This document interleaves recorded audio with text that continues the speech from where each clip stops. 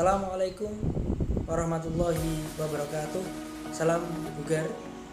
Di kesempatan kali ini kita akan membahas atletik nomor jalan cepat. Adapun topik pada kali ini yang pertama, sejarah, pengertian, teknik, tahapan, dan peraturan dalam jalan cepat.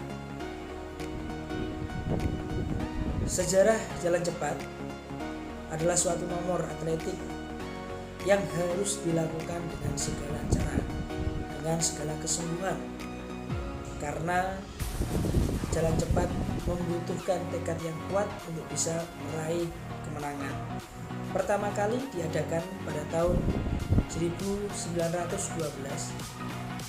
dengan jarak 10 km yang diselenggarakan pada lintasan sebagai salah satu nomor olimpiade tahun 1976. Waktu itu selain 10 km juga ada nomor jalan cepat 20 km yang sejak 1956 dipertandingkan dalam olimpiade.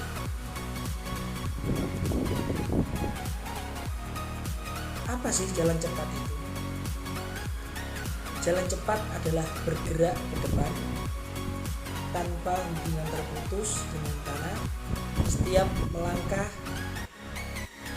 kaki depan harus menyentuh tanah sebelum kaki belakang meninggalkan tanah. Saat melangkah, satu kaki harus berada di tanah, maka kaki tersebut harus lurus dan lutut tidak bengkok, dan tumpuan kaki dalam keadaan posisi tegak lurus. Jalan cepat sendiri merupakan nomor atletik yang mana atletik sendiri itu merupakan induk olahraga dunia, karena semua gerakan yang ada di cabang-cabang lain itu merujuk ke atletik, termasuk jalan cepat ini sendiri. Nomor-nomor yang dipertandingkan atau diperlombakan untuk yang putra 20 dan 50 km, untuk yang putri 10 km. Teknik jalan cepat yang pertama dan yang paling penting itu adalah start.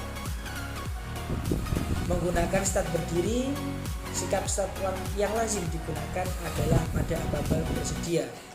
Kaki kiri di belakang garis start, kaki kanan di samping belakang kaki kiri, badan agak condong ke depan, dan kedua lengan rileks. Kemudian yang kedua, setelah start, tahapan yang penting adalah langkah. Langkah dimulai dengan gerakan mengangkat paha kaki, ayun ke depan lutut, ayun paha ke depan, tungkai bawah ikut terayun ke depan. Nanti akan menyebabkan lutut menjadi lurus. Begitu seterusnya, selalu ada kaki yang menumpuk, jadi tidak ada saat melayang. Kemudian yang ketiga, condong badan. Mulai dari kepala, punggung, dada, pinggang sampai tungkai di bawah sedikit ke depan. Kemudian yang terakhir adalah fase finish. Fase finish ini sangatlah penting, karena kalau kita sudah sampai finish duluan, maka kita nanti akan dianggap sebagai pemenang. Adapun di fase ini yang perlu diperhatikan, badan posisi tegak, langkah kaki dipercepat, tangan mengepal, pandangan ke depan, dan posisi badan rileks fokus ke garis finish.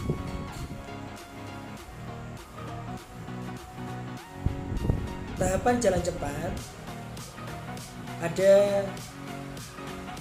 3 macam fase. Yang pertama fase tumpuan, di mana fase ini kedua kaki menyentuh tanah. Pada saat itu pula berakhir dorongan yang diikuti oleh gerakan tarikan. Tarikan ini lebih lama dan menyebabkan gerakan berlawanan antara bahu dan tubuh.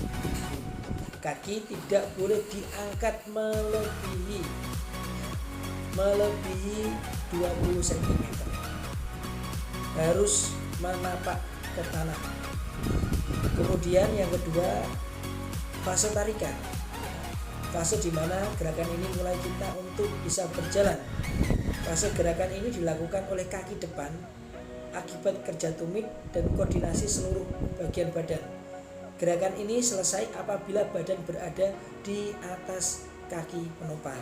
Jadi bergantian kanan kiri bergantian, tidak boleh terlalu tinggi mengangkat kakinya. Kemudian fase dorongan. Fase ini dilakukan apabila fase terdahulu selesai dan bila titik pusat gravitasi badan mengambil alih. Sebenarnya sebelum fase dorongan itu ada fase yang namanya fase relaksasi.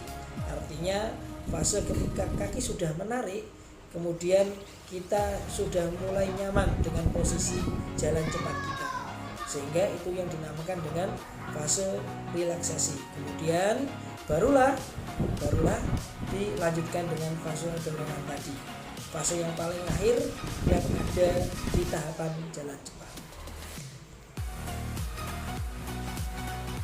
Yang tak kalah penting adalah peraturan yang ada di jalan cepat. Adapun peraturannya, yang pertama, pada waktu melangkah, salah satu kaki harus selalu kontak dengan tanah. Salah satu kaki harus selalu kontak. Beda dengan gerakan ketika kita berlari. Kalau gerakan kita berlari, maka ada fase di mana dua kaki kita itu seolah-olah melayang. Tapi di jalan cepat ini tidak boleh kedua kaki itu meninggalkan tanah. Artinya harus tetap ada salah satu yang kontak dengan tanah. Yang kedua, diskualifikasi atau larangan melanjutkan perlombaan disebabkan oleh yang pertama, gagal atau tidak memenuhi definisi jalan cepat pada waktu perlombaan. Salah satunya seperti nomor 1 tadi, ya. Salah satu kaki harus selalu tepat kontak. Kemudian yang kedua, melakukan pelanggaran pada saat perlombaan berlangsung. Pada saat lomba jalan cepat yang dilakukan di trek atau lintasan, maka peserta terkena diskualifikasi harus meninggalkan lintasan. Kemudian yang terakhir, jika perlombaan jalan cepat dilaksanakan di jalan raya, peserta yang kena diskualifikasi harus memotong dadanya dan segera keluar meninggalkan perlombaan. Baik, itu tadi merupakan penjelasan tentang jalan cepat. Nanti ada video yang mempraktikkan bagaimana caranya untuk melatih jalan cepat agar bisa baik melakukan. Terima kasih. Jangan lupa